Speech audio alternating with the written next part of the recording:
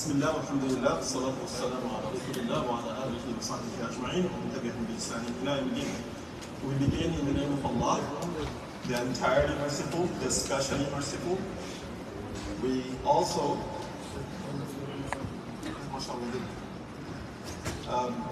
the Shaykh is going to donate $1,000 for the Masjid, right? So all of you say takbir. Allahu Akbar.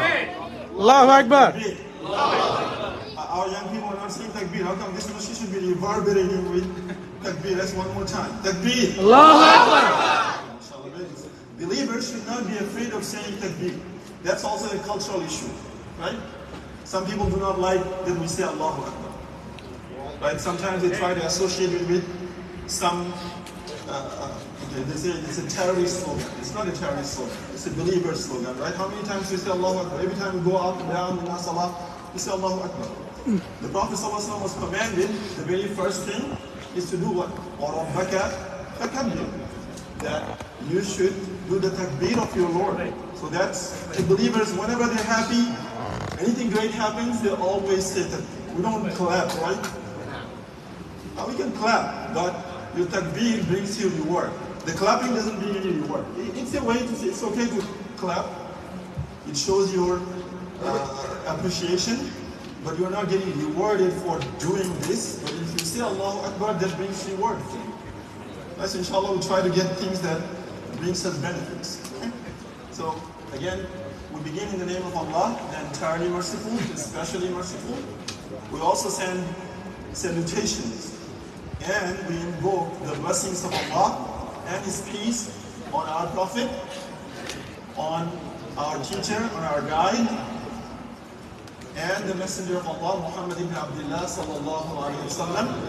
Allah sent him and raised him a prophet and a messenger with the final religion or the final path that Allah chose for humanity. Right? He perfected it. And He said He's going to make this way of life, this religion, victorious over all other ways of life and religion, even though some people might not like it. Right? The people around us may not also like it. But yet Allah has promised that it will be victorious. Right? One of our great da'iyah of the 20th century, Sheikh Ahmed Didat, some of you probably don't know him because you were very young. Maybe you were not even born when he passed away. Right? He used to say, Islam will become victorious, with or without you. Now you decide whether to be with Islam or not. Right? So those people who have been, Nasima, can we stop giving the water bowl? Just leave it. Whoever needs it, take it.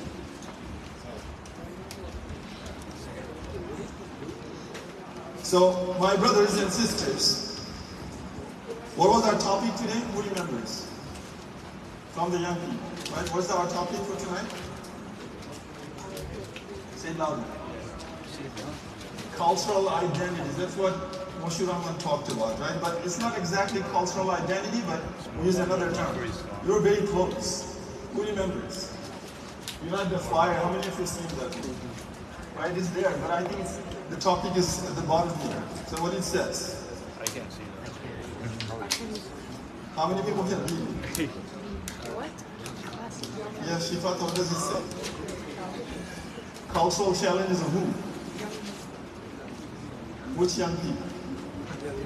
Young Muslim Americans cultural challenges. And that was our topic, but that is still the topic. So how many things we have? Muslim Americans. They're young.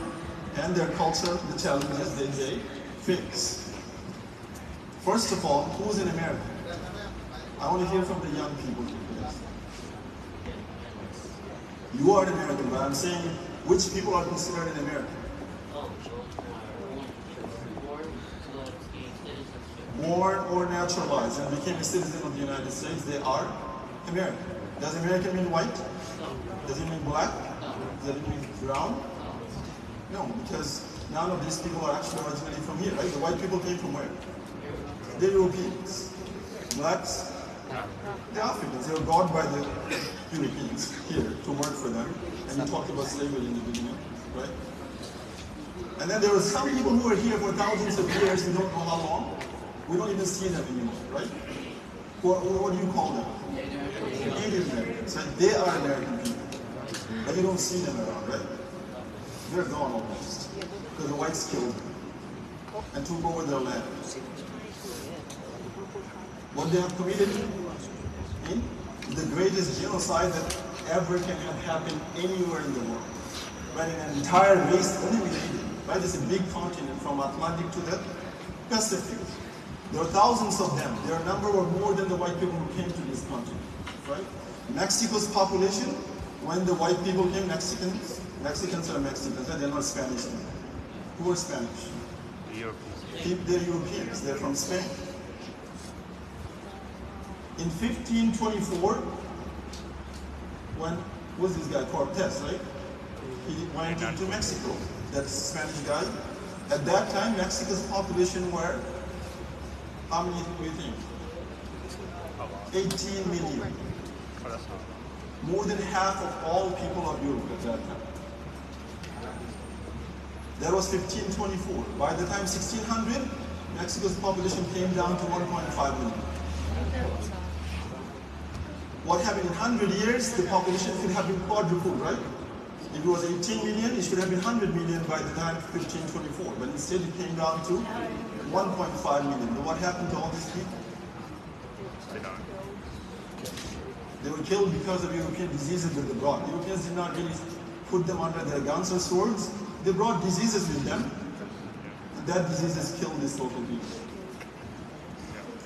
But that's not my topic, right? We're talking about culture. So we want to understand who Americans are. So anyone who's born in this country or naturalized is an American.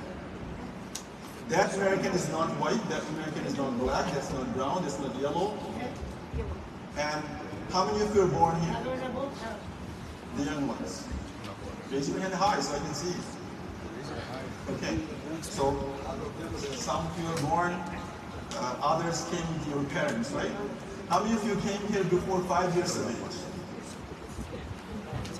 What? Okay, very good. Sure.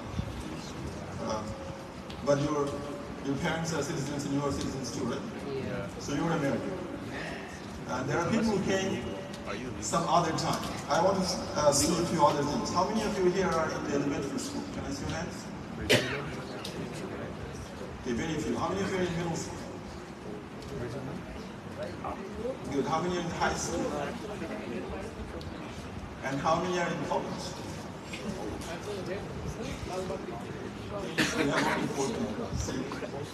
It will be difficult for me to talk about the topic because many of you are not really quite mature. However, I will still talk about things so that you can try to understand.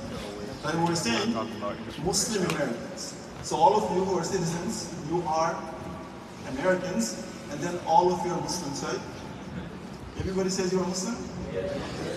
If you say it loud, how many think that you are Muslim? Raise your hand. Are you not sure? If you be sure, your hand should go up. I'm afraid so, you are Muslims, you are American, and most of you are young. So this topic is for you. Now we're talking about cultural challenges that you might face, or you are facing actually. So let's talk about culture. Maybe the middle school and high schoolers and the college people, you know what's culture. What is culture? I don't want to give you a speech, I want to talk with you, right? What is culture? I can see a small hand there, yes. Culture is where people are from and what they do that represents their country. Okay, very good, mashallah. You said culture of people, and what they do. Anybody else, any other way to say what's culture? Tradition is one of the elements of culture. What else? When I say this is my culture, what do you mean by that? Rituals is one. So you're praying here, the way you do it, it's an element of culture. I'm not asking elements. The overall, what is culture? Everything that you said are elements, except what he said in the beginning. But you raise your hand for it. No? You don't want to say? Or somebody said what you want to say? Yes. Way of life. Your total way of life. Very good. Religion is part of a way of life. The religion is one way of life. Culture is an entire way of life. No, it is right. Your religion is also your culture. We'll talk about that soon. Just wait for it. So, what is total way of life? What does it mean, total way of life? You eat, you drink, you dress, you pray. So they're all way of life, aren't they? So that is culture. And the culture has many elements. What are the elements? Some says it's a tradition is an element. Your religion is an element. Your beliefs is an element. Your clothes are an element. Your language is an element, right? Your technology is an element. Your political system is an element.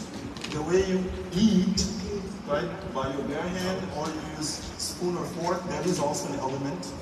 The type of food that you eat, like for example, people coming from South Asian subcontinent, they will be having their food very spicy and oily, right? But that is another their culture. Who doesn't hear me?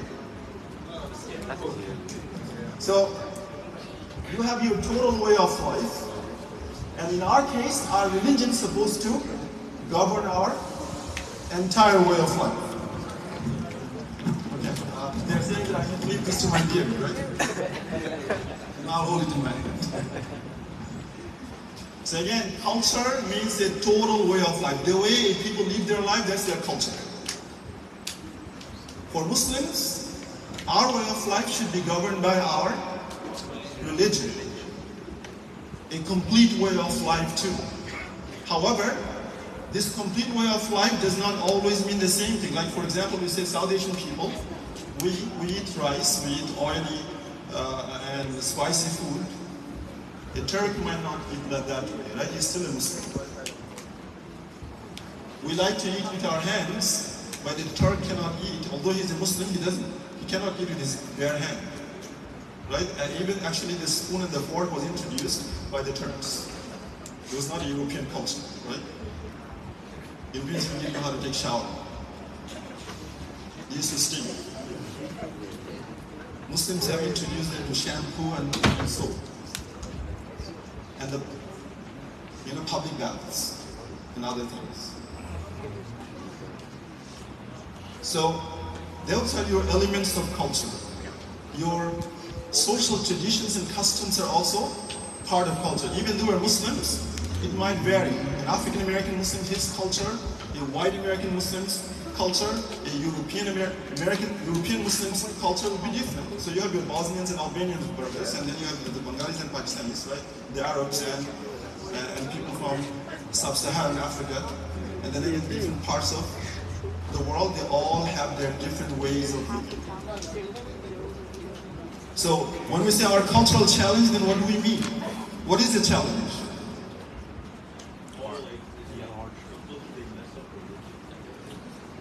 Okay, but when you say it's a challenge for you, what do you mean by that?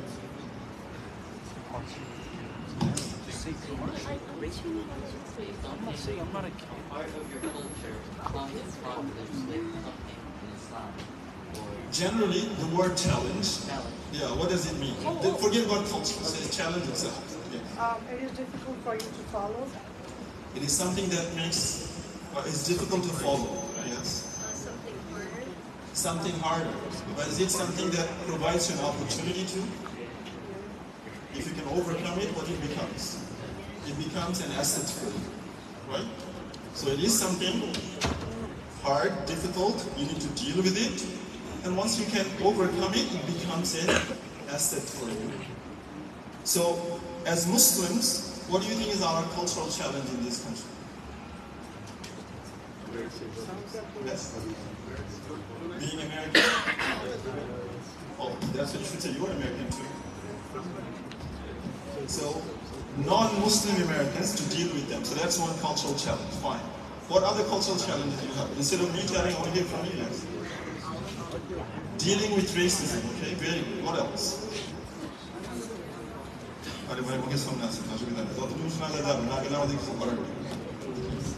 Maybe they're talking. Sisters don't talk, then you'll hear us.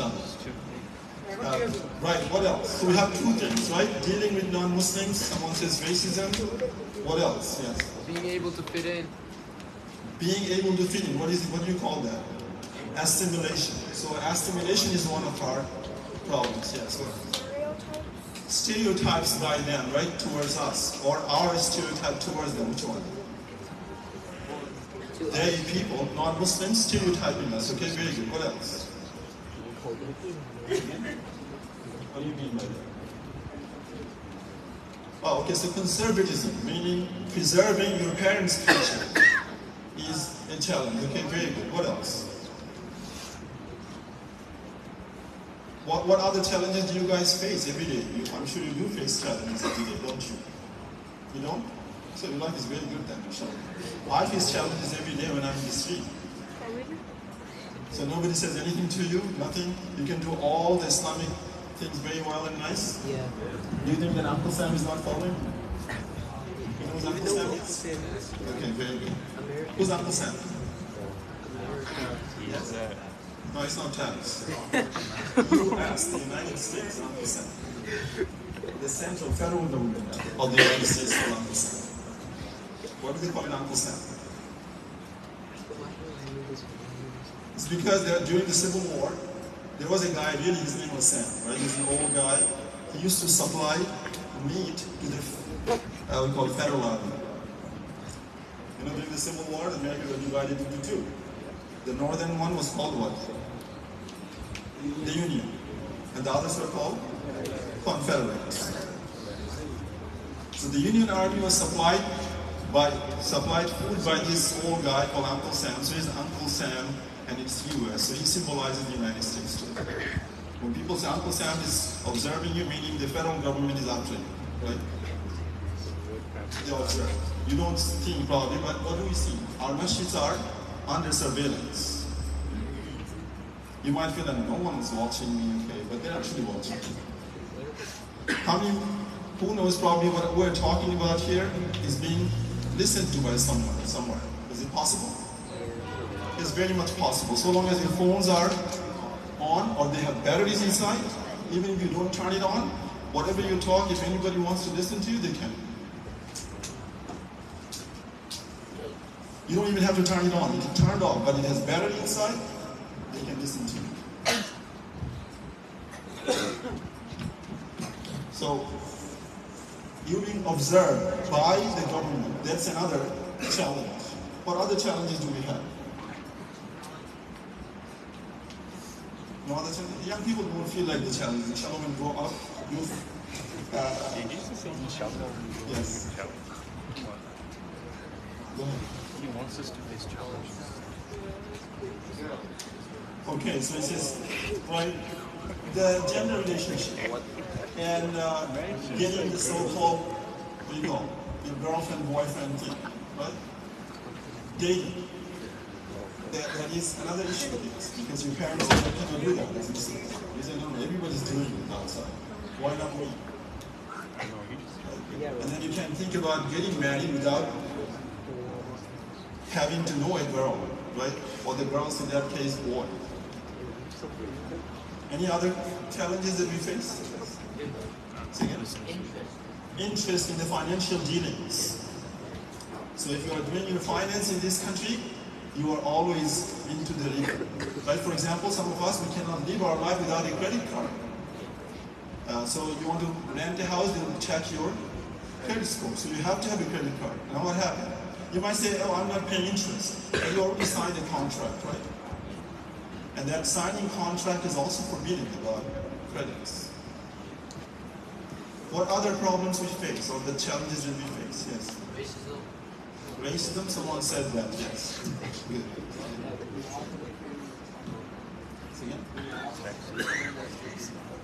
Okay, the laws of the country that interferes with our faith. Okay, very good. What else? Looking for the halal food. Looking for halal food, I think in New York it is not that much a challenge, right? Nowadays at least not. Yeah, but it is a general challenge, and yet sometimes, despite having a lot of halal food around us, there are some people who might not be very careful in avoiding haram. And so avoiding haram is a challenge. Unless you're careful, despite having halal, you might get into the haram. Okay, what else? Islamophobia. I said we wanted to hear that word long time ago. What does Islamophobia mean? Yes? Fear of Islam. Now, are we really fearful they have to fear our religion? Do they really fear us? They hate us. So it's not really fear. Although the word Islamophobia is used. Okay. Any other challenges that we might face?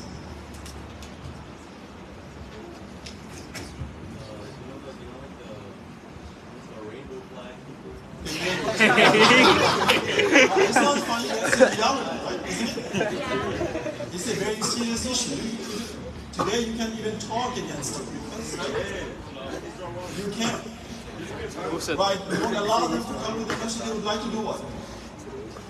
They would like to express them even inside the masjid. So you don't allow them to say, we will have our own masjid. Are there LGBTQ masjids? There are. There's a man who is gay. Then what are the issues we have? Misinterpretation of our laws, our deen. Right? There are laws in Islam where you have what? They look like a little discriminatory between men and women. So here comes feminism, and again going against the Muslims. Like what? Muslim men can marry 4 wives or women, although you cannot do it legally in America, right? Which is really trouble. But still they target our religion because it allows the man to get 4 wives. Why can't the women have it? And then again it comes to inheritance distribution. Right? Usually a son is supposed to have double than a daughter of her parents' property. And they will say, oh, there's inequality there, look at that. A woman in our religion is supposed to obey her husband. And a man is supposed to be maintainer of the household. Now what happens? That sounds very anti-American, as they would say. Right? And our women are getting into that too. We have a system of divorce and marriage. And they don't follow that. Right? They say, oh, Islam granted only the men to divorce. Right? Women is not granted the right to divorce. Right? They can seek divorce, but they cannot divorce in Islam. So that is another target. So some aspects of our religion, our religious laws are under scrutiny by them. Right? So they target us. What other problems may I have? Or challenges? Yes? Staying with your community. Staying with what you believe, like practicing your faith. Those of you who go to public schools, how many of you go to Jummah if you're already a 13, 14-year-old? From your school you go to Jummah, Salah? The school day is not, I'm not going today, it's Friday because school is closed. But Jummah is already wajib on you, isn't it? But how many of you do go to Jummah? You can? You take off from the school? Your school has Jummah? Okay, yeah, some Muslim school, some high schools have MSAs and they organize Jummah prayers, and that is an opportunity for you. But for others, you may not have that chance. What other things that we have as challenges for us? You want to say something? No? Okay, what about vilification of our community by the media and the society at large? Every day in the media, okay, nowadays I think we see a little less because of problems in somewhere else, right? It's now Ukraine and Russia is more important than the Muslims. Right? Even if they get a chance, they'll still talk about Muslims. Right? Whenever Muslims want to do good, they will still try to find fault. Like, you have this World Cup, somebody brought this issue in Qatar. What happened? There is an American journalist, I think she works for Fox News, and she made an issue because there are separate entrances to the stadium for women. Right? She made a huge issue about that. Now, was that a good thing or a bad thing? People who have gone there, they appreciate it because the women didn't have to go through hassles of continuing with men. And they appreciate it, but here they made it an issue. Right? And there are many other issues that they have talked about. So you have, someone brought the issue of assimilation and maintaining your own identity as Muslims, right? When it comes to our own identity, we find another problem, which is what? Am I a Muslim American, or I'm a Bengali, right? Or I'm a Pakistani, or I'm an Indian, I'm an Arab. Among the Arabs, am I a Palestinian? Am I an Egyptian? Am I a Yemeni? Am I a Saudi? Right? You can never become Muslim Americans. That's another problem. Because your parents want you to be with their own cultural group, right? We have not yet developed an American Muslim cultural identity. They love their languages and their food, so they want to maintain that all the time. And then you find a problem with your family. So that becomes a challenge, right? Or even comes to marriage, some people who are in college or high school, you're probably thinking of getting married. Like, we have our brother Sajid there, who's nodding his head, which is an issue. But getting married, people can't find because our parents have one choice, you have one liking, and then everybody has their own choices, and nobody ends up getting anywhere. Right? How many young people were talking about them, they were trying to get married for years and they could not get married.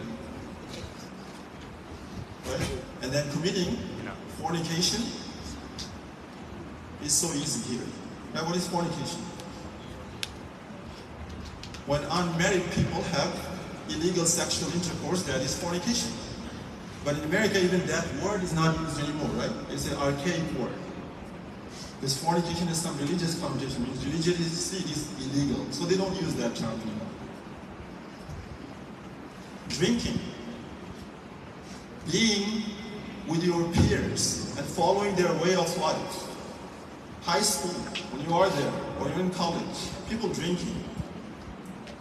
Using drugs. How many Muslims do that? In a survey, it is found out that 52% American college-going Muslim girls drink. Right? Boys drink a little less in percentage than that. So you have your sisters drinking more than your brothers. That's unexpected. That's unexpected. We never. Is that funny? No. That's just. Maybe they're even wearing their hijab when they're drinking. Why are they doing that? Because you're trying to assimilate, being part of it. So hijab becomes saying, well, it's nice to wear a scarf, but then my scarf does not make me different. I'm like everybody else, so I drink. You go to proms of your high school,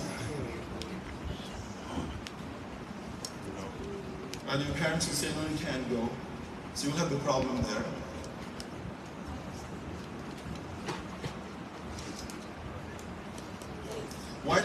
Why do all these things happen? Yes. Sing it. Shaitan, of course, Shaitan has always been there. Since the time of Adam, he was there. But besides that, it's also the society in which you live, which is predominantly by the disbelievers. They have their own way of life, and you want to assimilate. Even if you don't want to completely assimilate, you just suffer from inferiority complex sometimes, so that you want to be like everybody else.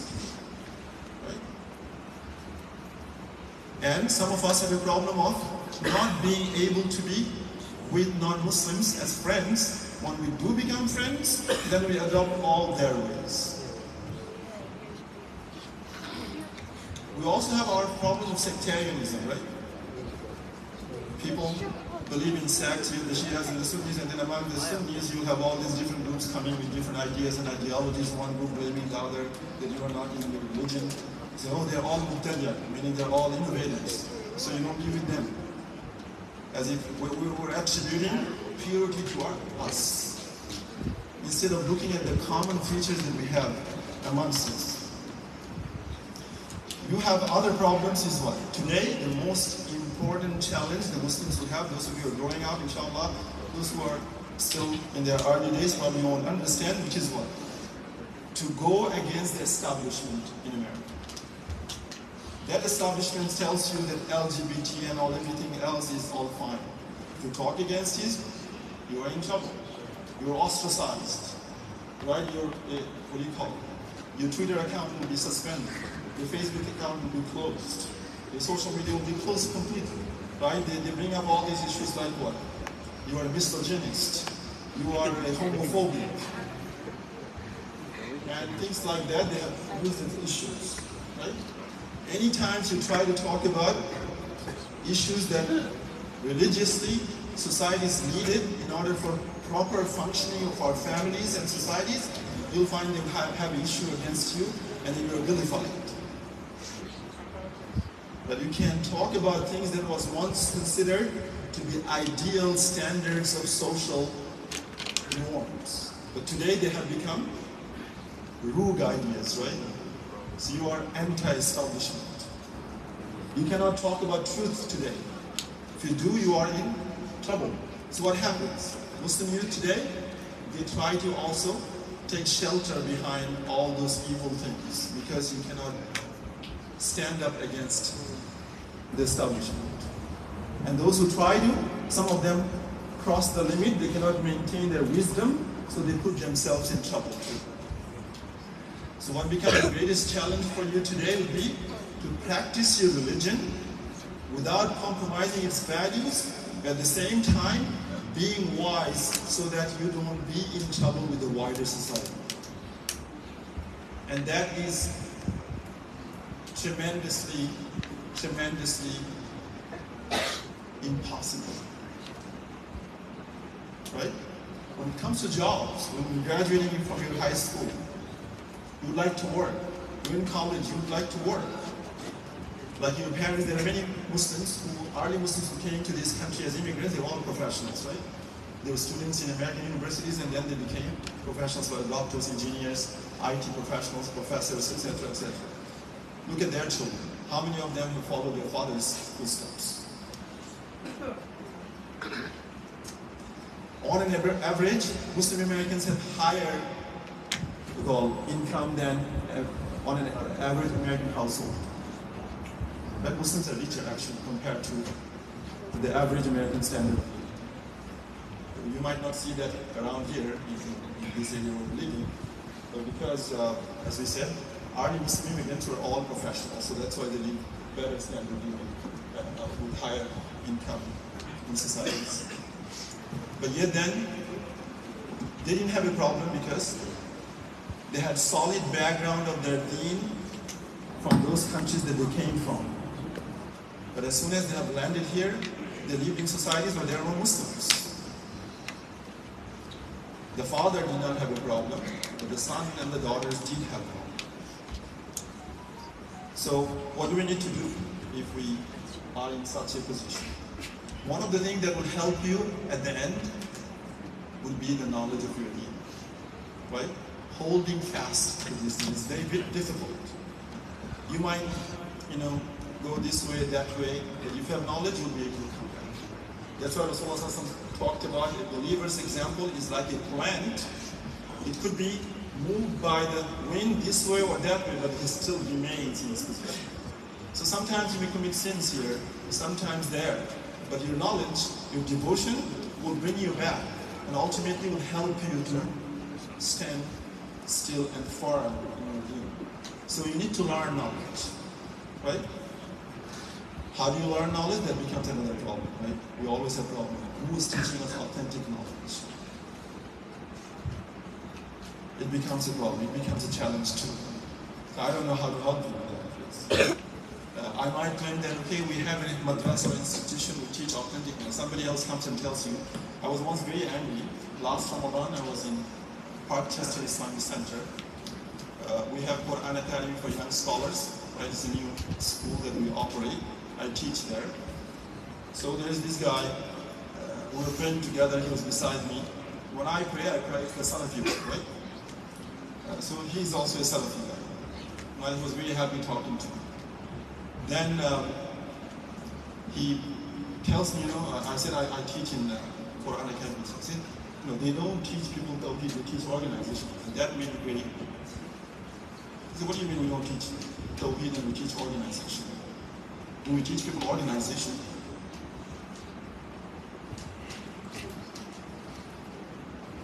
So I felt my anger, but I tried to control it and talk to him nicely. And then he said, these people are Ikhwanis. Right? That's another problem. And what is wrong with Ikhwan? They don't teach people tawhid. I said, you don't know Ikhwan, neither do you know tawhid. So stay away from what you say. And so why did I bring this issue? Because this is the sectarian mentality that Muslims have. Instead of trying to understand your brother, you always label them in something.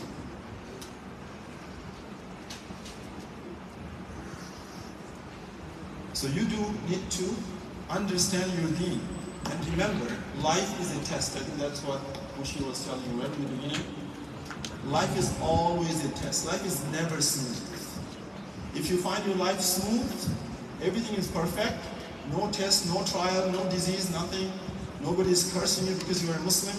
Nobody said you are a terrorist, right? Nobody gave you some trouble, then you know that probably you're not a Muslim. If you do believe that you're truly a Muslim, then you will go through trials and tribulations in life. This is Allah's sunnah. So Allah said,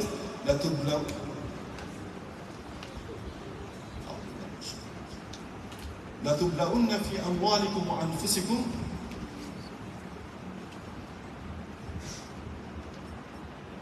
وَلَتَسْمَعُنَّ مِنَ الَّذِينَ أُوتُوا الْكِتَابَ مِنْ قَبْلِكُمْ وَمِنَ الَّذِينَ أَشْرَكُوا أَذًى كَثِيرًا. Right? This Allah said, that indeed you will be tested in your wealth and yourselves and in your lives. And you will hear a lot of painful things from the people that were given books before you. Who are people given books before us? The Jews and the Christians. And وَمِنَ الَّذِينَ أَشْرَكُوا, and those who are mushrikeen, those who commit shirk with Allah subhanahu wa ta'ala. So Allah says you will be tested in your wealth and in your life, and then you will hear all these painful things from the people who are given books before you as well as the mushrikeen. But Allah says what? وَإِن تَصْبِرُوا, however, if you remain patient, وَتَتَّقُوا, and you keep on obeying Allah without deviating His path, that is taqwa, right? فَإِنَّ ذَلِكَ مِنْ عَزْمِ الْأُمُورِ. Indeed, that is of great determination. So you need to have that, my brothers and sisters. Also, the last thing that I'm going to say is about your family, right? All of your families. And you have Muslim parents, which was a favor that Allah has already granted to you before you really made you Muslim. That He chose you to be born to Muslim families.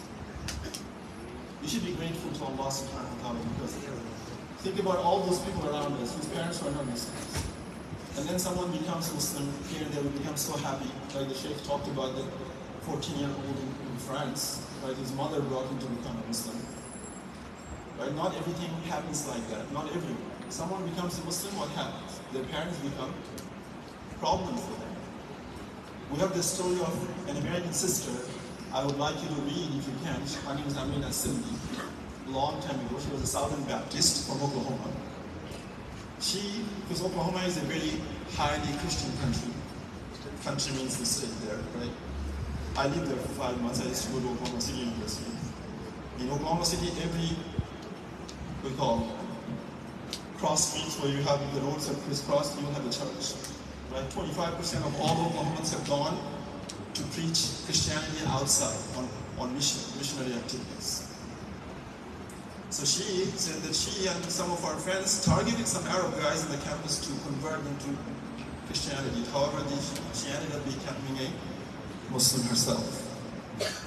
And after becoming Muslim, she lost everything. Her parents disowned her. Her husband divorced her. Her children were taken away. Usually in America, what will happen? A mother gets a custody. But in the court, they said she's mentally unstable. She became a Muslim, so now she's mentally unstable. Her children were taken away from her. You will find the same story like the Sahaba radiallahu anhu, right? Sister Amina, later on what happened? Her parents did become Muslim. Her children that were taken from her all became Muslim. Her former husband became Muslim and came asking forgiveness with her. Although by that time she was already married to a Muslim guy, and that's why she got the name Asim. She was something else right before. She died in an accident in Tennessee a few years back. Anyway, what we're saying is, that's our testing. When you believe, you will be tested like that. A woman who's divorced, her children taken away, her parents disown her, she has nowhere to go except the community. So you'll find these difficulties in life. What you need to do is to be patient. You need to cherish your family. Your parents, you need to love them, listen to them. But unfortunately, this is also a problem of the Western people, is what? Children becoming disobedient to any authority that you have.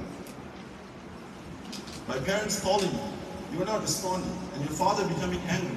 After all, your father is a human being, isn't he? He called you once, he called you twice, he called you thrice, and then you did not respond.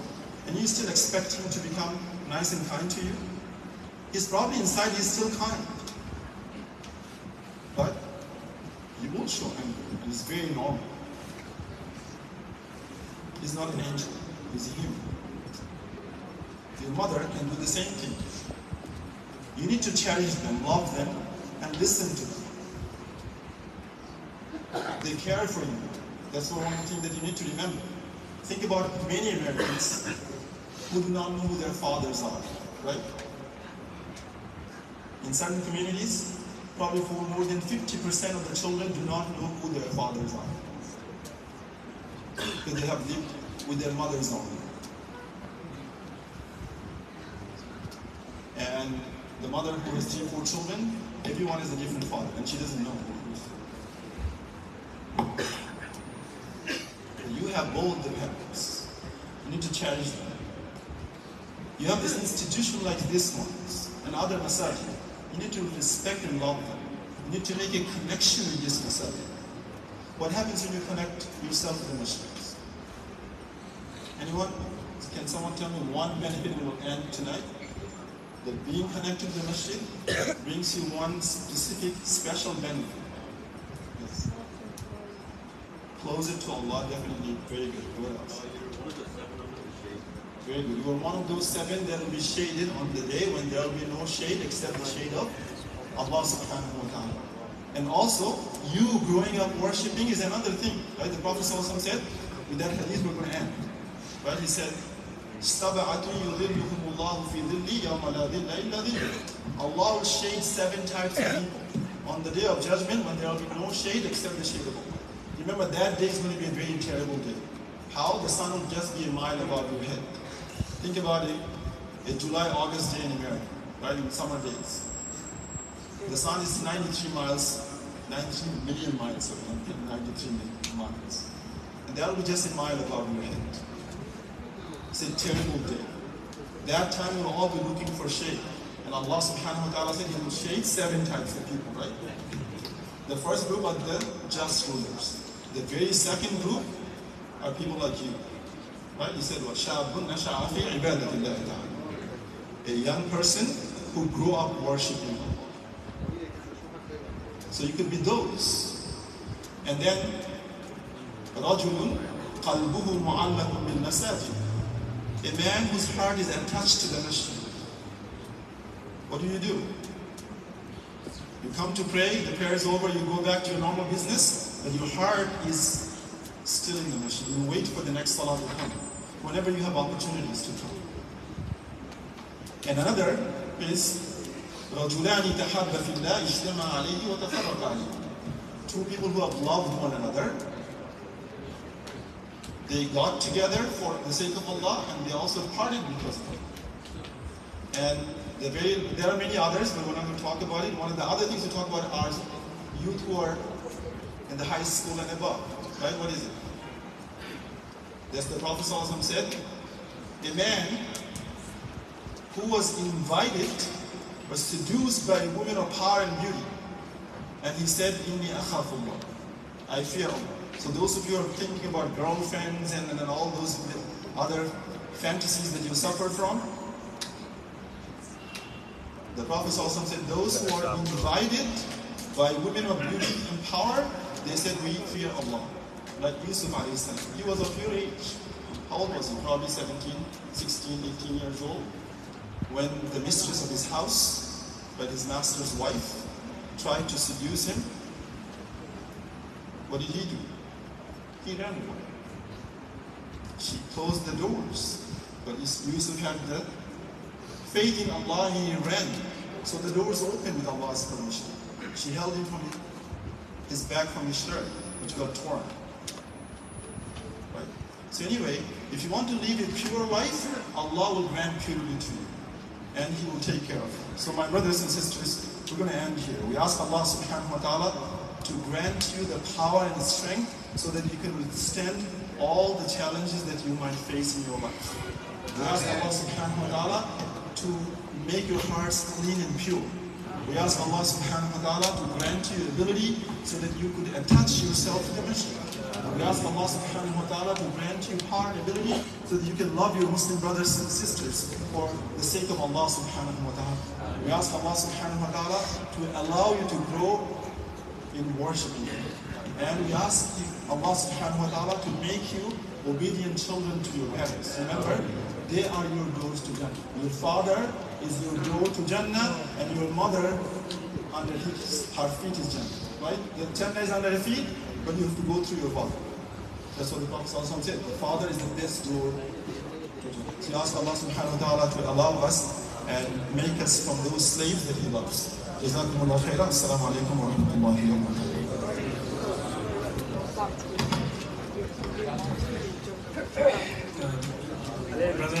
Young brothers and sisters, please just forgive only here.